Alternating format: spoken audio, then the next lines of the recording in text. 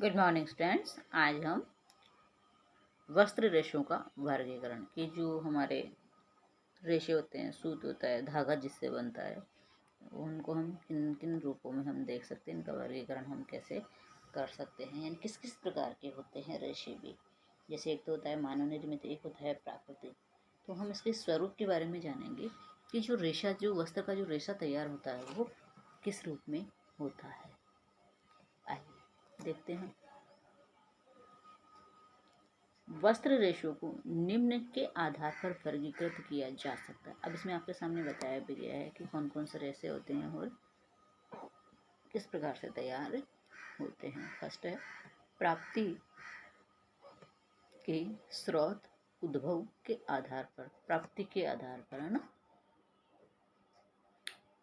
अब देखिए प्राप्ति के आधार पर कैसे है, जैसे कि प्राकृतिक, मानव निर्मित अथवा विनिर्मित। ये टॉपिक थोड़ा बड़ा है, इसमें 2 क्लासें हमें लेनी पड़ेगी। वस्त्र रेशों का वर्गीकरण। अब देखिए जैसे इसमें क्या दिया हुआ है,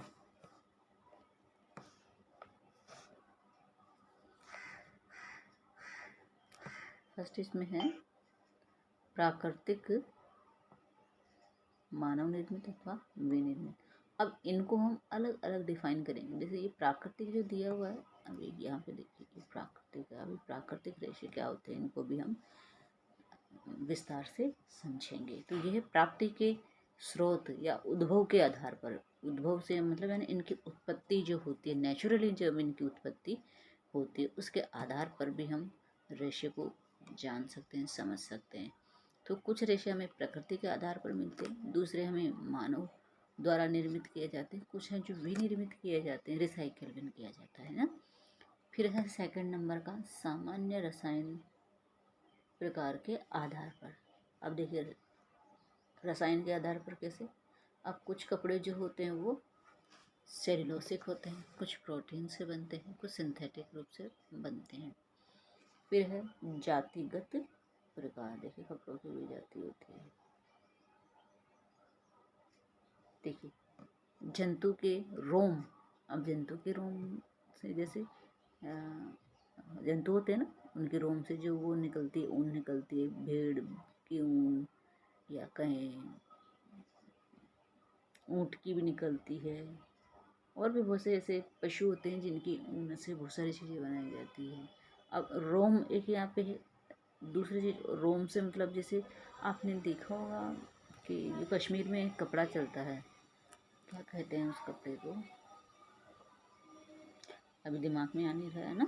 तो वहाँ पे एक ऐसा जानवर होता है, ठीक है, उस जानवर की जो ऊन निकलती है ना, उससे वह कपड़ा बनाया जाता है। अभी वो मुझे नाम याद नहीं आ रहा है ना। तो उससे जो कंबल बनते हैं, कपड़ा बनता है, उतना सॉफ्ट होता है कि उसको एक अंगूठी के अंदर से निकालो तो भी वह कपड़ा पूरा अंगूठी के अंदर से निकल जाता है, कितना भी मोटा हो।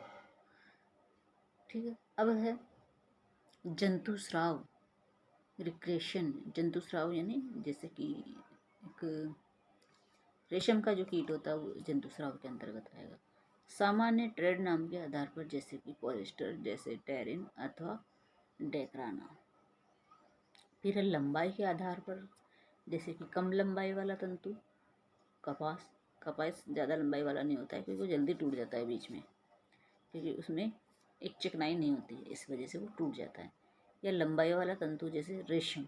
रेशम और पॉलिस्टर क्या होते हैं, लंबाई वाले होते हैं, ये जल्दी से ख़राब नहीं होते। आप कभी कॉटन के कपड़े को फाड़ना, वो जल्दी से फट जाएगा, और एक आप रेशम के कपड़े को फाड़ने की कोशिश करना, नहीं फटेगा। पॉलिस्टर भी नहीं फटता है जल्दी से, इसमें खिंचाव आता है बहुत ज़्यादा। तो ये लंबे रेशे से बनते हैं, और जबकि कपास जो है वो छोटे रेशे से बनता है, तंतु से बनता है, इसलिए वो जल्दी फट जाता है।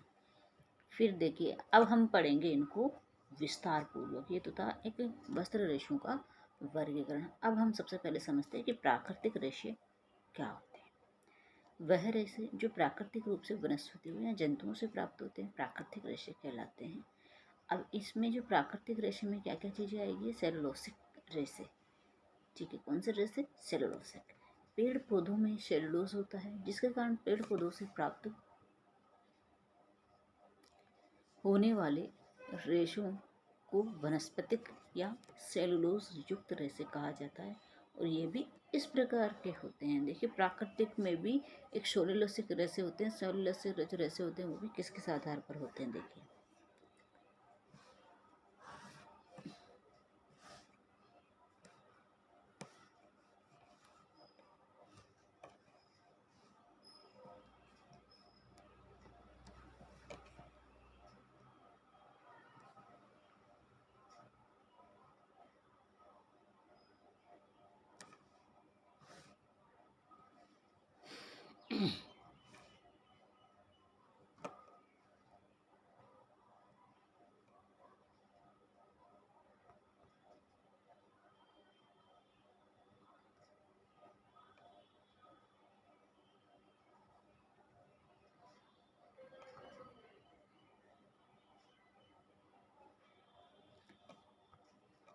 अब बीज तथा फलों के रेशे।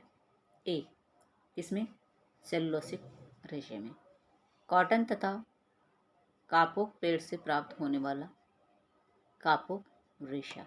जो बीज और फलों से जो प्राप्त होते हैं वही कापोक नाम का या कॉटन का एक पेड़ होता है। भाई, कॉटन का तो होता ही है, कपास वाला तो होता ही होता है, साथ में कपोक नामक पेड़ भी होता है, तो उससे भी एक रेशा प्राप्त होता है, कापोक रेशा। फिर बी है बास्ट रेशा।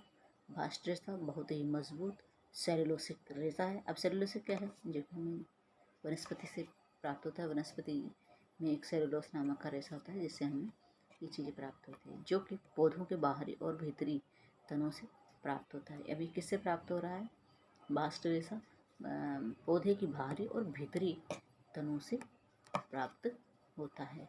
जूट, लैक्स, लिनन, हेम इत्यादि बास्ट रेशे के ही प्रमुख उदाहरण हैं। आपने जूट देखी है? मैं तो खैर जानती नहीं, मैंने नहीं देखा। मैं एक सुना है कि जूट का एक पौधा होता है, उससे वो जूट तैयार की जाती है। तो अब जूट में क्या होते हैं, बारीक बारीक रेशे होते नहीं, तो फिर उन रेशों को इतना मैं जानती हूँ कि जो बोरी और डोरमेट आदि जो सब चीज़ें बनती है वो जूट से बनते हैं, है ना। तो इसका भी एक पौधा, जूट की भी एक खेती होती है, जूट का एक पौधा होता है, उसे जूट निकलता है, फिर उसको बल लगाया जाता है और बल लगा करके बहुत सारे कपड़े तैयार किए जाते हैं। और फिर है सी, लीफ। लीफ जानते हो क्या होती है? लीफ यानी पत्तियाँ, यानी पत्ती वाला रेशा। अनानास और सीसल, इनसे भी कपड़े तैयार किए जाते हैं। इनसे रेशे कैसे तैयार किए जाते हैं ये बनाने वाले को पता है। फिर है डी, नट हस्क रेशा, यानी नट हस्क रेशा, यानी नारियल से प्राप्त कॉयर नट हस्क रेशे का प्रमुख उदाहरण है। नारियल से जो प्राप्त होता है कायर नट, उससे कौन सा रेशा तैयार होता है, हस्क रेशा तैयार होता है। फिर सेकंड है प्रोटीन और जंतु रेशे। कौन से रेशे, प्रोटीन और जंतु रेशे।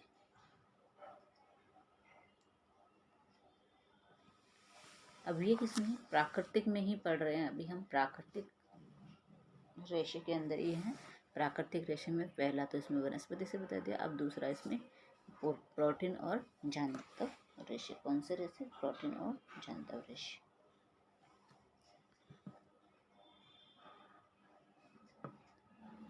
ये भी दो प्रकार के हैं। जंतु रोम रेशे, ऊन सबसे प्रमुख जंतु रोम रेशा है, जो कि विभिन्न प्रजातियों की भेड़ों से प्राप्त होता है। मोहिर, कश्मीरी, अल्पाका, लामा, वकना, काशा, विभिन्न प्रकार के वस्त्रों में प्रयोग किए जाने वाले कुछ प्रमुख जंतु रोम रेशे हैं। फिर है जंतु स्राव रेशा। अब रेशम सबसे प्रमुख जंतु स्राव रेशा है, जो कि रेशम के कीड़े से प्राप्त होता है। और इसके अतिरिक्त एक विशेष प्रकार की मकड़ी तथा समुद्री सीप से भी विभिन्न प्रकार के रेशम प्राप्त होते हैं। 3, खनिज रेशे, ऐसे रेशे जो प्राकृतिक खनिज क्या होते हैं, पहले तो हम ये समझे कि व्हाट इज खनिज। धरती से खोदकर जो भी चीज़ें हम प्राप्त करते हैं वो सब चीज़ें क्या कहलाती है? खनिज कहलाती है, मिनरल फाइबर। ऐसे रेशे जो प्राकृतिक खनिजों से प्राप्त होते हैं तथा जिनमें खनिज लवण पाए जाते हैं खनिज रेशे कहलाते हैं। क्या कहलाते हैं? खनिज रेशे। जैसे एस्बेस्टोस खनिज रेशे का प्रमुख उदाहरण है,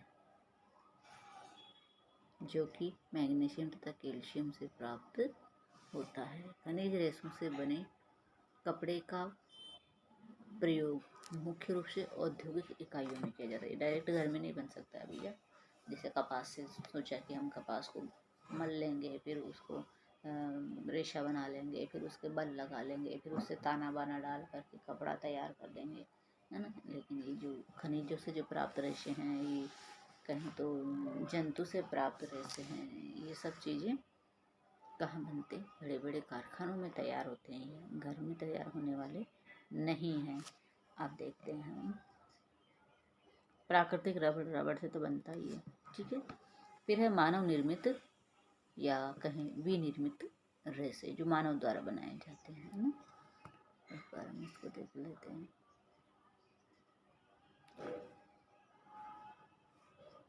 मानव निर्मित रेशे। अब देखिए, वे रेशे जिनके उत्पादन के दौरान उनकी भौतिक एवं रासायनिक संरचना के साथ साथ उनके गुणों में आवश्यकता अनुसार परिवर्तन किया जा सकता है, वो मानव निर्मित रेशे कहलाते हैं। यानी हम जैसा चाहें उनमें परिवर्तन कर सकते हैं धागे में, तो वो मानव निर्मित रेशा होता है। रेयान पहला मानव निर्मित रेशा था, जिसका वाणिज्यिक स्तर पर 1895 में, रेयान तो अभी भी चलता है, रेयान का कपड़ा बच्चों अभी भी चलता है। पहले तो नहीं था, लेकिन अभी ये माना जाता है कि जैसे कोई नया आया हो ना कपड़ा, लीलन बोलते थे शायद पहले इसको, फिर लीलन का है, लेकिन अब इसे एक नया नाम दिया गया है, रेयान, ठीक है। तो रेयान पहला मानव निर्मित रेशा था, जिसका वाणिज्यिक स्तर पर 1895 में उत्पादन शुरू किया गया था, जबकि अन्य मानव निर्मित रेशों का उत्पादन 20वीं सदी के दौरान ही शुरू हुआ था। मानव निर्मित रेशों के शुरुआती दौर में गैर तंतुमय सामग्री को तंतुमय रूप में परिवर्तित करके रेशे तैयार किए जाते थे। इसके लिए मुख्य रूप से सेलुलोसिक पदार्थ जैसे कि कपास, अपशिष्ट अथवा लकड़ी की लुगदी आदि का प्रयोग किया जाता था। फिर धीरे धीरे रेशों को पूरी तरह रसायनों के उपयोग में बनाया जाने लगा। फिर मानव निर्मित रेशे बनाने की प्रक्रिया। देखिए ये रेशा तैयार हो रहा है, यहाँ पे देख सकते हैं आप रेशा किस प्रकार से तैयार हो रहा है। यहाँ पे गोल डाल दिया गया, फिर उससे ये रेशा बनाया जा रहा है, स्पिनरेट।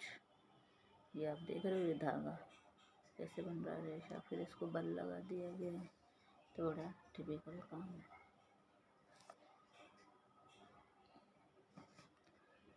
सबसे पहले ठोस कच्चे माल को विशिष्ट सघनता के तरल रूप में परिवर्तित किया जाता है, ठीक है। किसमें? एक लिक्विड रूप में बना लिया जाता है, जिसे चक्रण गोल स्पिनिंग सॉल्यूशन कहा जाता है। कच्चे माल का ठोस से तरल में परिवर्तित होना मुख्य रूप से रासायनिक क्रिया, उचित घोल, ताप अनुप्रयोग अथवा मिश्रण प्रक्रिया के कारण ही हो पाता है।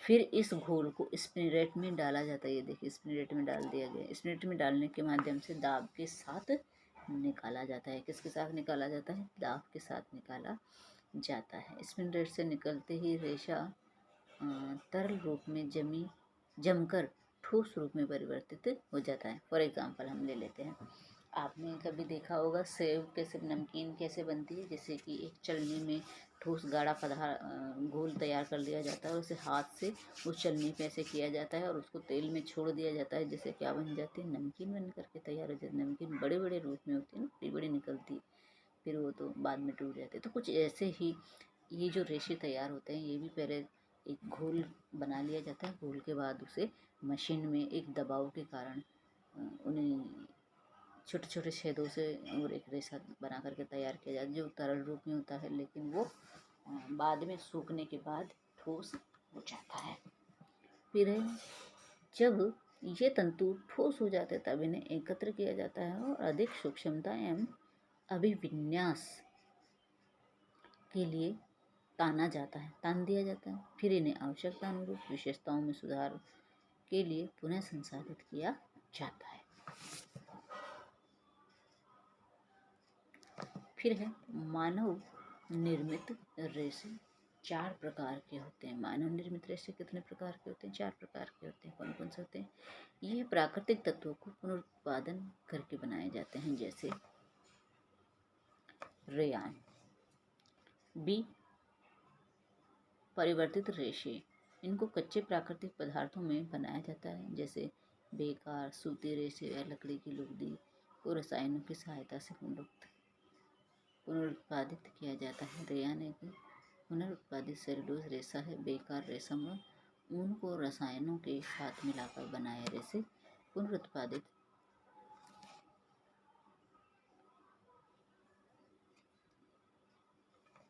प्राकृत रेशे कहलाते हैं, जैसे कि मेरिनोवा। फिर है प्रोटीन रेशे, अजनोन। ये सारे क्या है? मानव निर्मित रेशे ही होते हैं।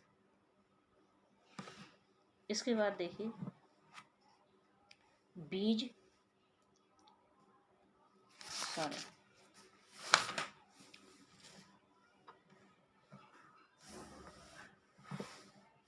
गैर सेलुलोसिक सिंथेटिक रेशा। कौन सा रेशा? ये इसमें है नहीं आपके, ये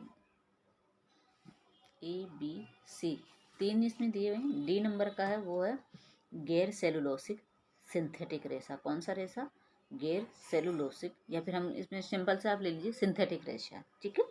अब सिंथेटिक रेशे में कौन कौन से आते हैं देखिए। First nylon. सिंथेटिक रेशे में कौन सा आता है हमारा? नाइलोन आता है। फिर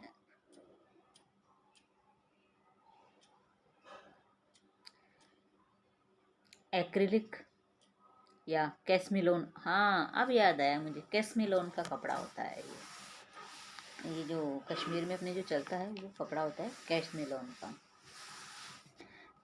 तो ये कपड़ा इतना सॉफ्ट होता है, और ये कौन सा है? एक मानव निर्मित रेशा है, यानी मानव द्वारा किसी बहुत से खनिज पदार्थों से मिला करके ये रेशा तैयार किया जाता है। जैसे कि इसमें ये मशीन में इसमें दिखाया गया ना कि ये मानव निर्मित रेशा इसको इस प्रकार से बनाया जा रहा है। और ये रेशे भी 4 प्रकार के होते हैं, जिसमें है फर्स्ट तो सेलुलोसिक रेशा है, दूसरा परिवर्तित रेशा है, और C नंबर पे प्रोटीन रेशा है। प्रोटीन रेशे में कौन सा आता है? अजलोन का कपड़ा जो होता है वो प्रोटीन रेशे में आता है। फिर है इसमें D नंबर पे है सिंथेटिक रेशा, है ना। कौन सा रेशा? सिंथेटिक रेशा। सिंथेटिक में जैसे नाइलोन आ गया, कैस्मिलोन आ गया, स्पेंडेक्स का एक कोई कपड़ा है वो आ गया। फिर है पॉलिस्टर या टेरिलीन। ये कपड़े तो हम बहुत अच्छे से जानते हैं कौन कौन से। पॉलिस्टर है, टेरिलीन है, टेरिन है। फिर है मोडेक्रिलिक। कौन सा कपड़ा है? मोडेक्रिलिक। और फिर है हमारा लास्ट में आ जाता है एक रबड़ का कपड़ा। ठीक है। और फिर है मेटेलिक ल्यूरेक्स का कपड़ा। तो ये बहुत से ऐसे कपड़े हैं जो कि मानव द्वारा बनाए जाते हैं, कई प्रकार से तैयार किए जाते हैं। तो आज हमने इस वीडियो में क्या जाना कि कुछ तो ऐसे होते हैं जो प्राकृतिक होते हैं और कुछ मानव निर्मित होते हैं। देखिए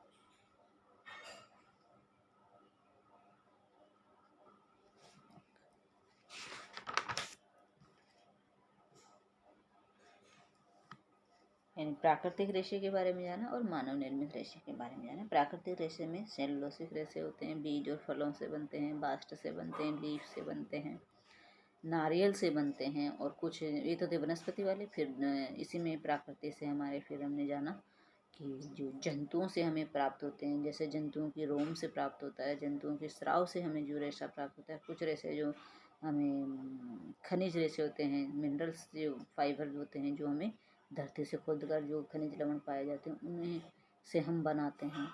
और कुछ होते हैं रबड़ तो एक पेड़ होता है उसी से हमें प्राप्त होता है। ये भी एक क्या है? एक प्राकृतिक ही है। ठीक है। उसके बाद हमने मानव निर्मित के बारे में जाना। तो इस प्रकार से आज हमारे ये चीज़ें कंप्लीट हुई। धन्यवाद।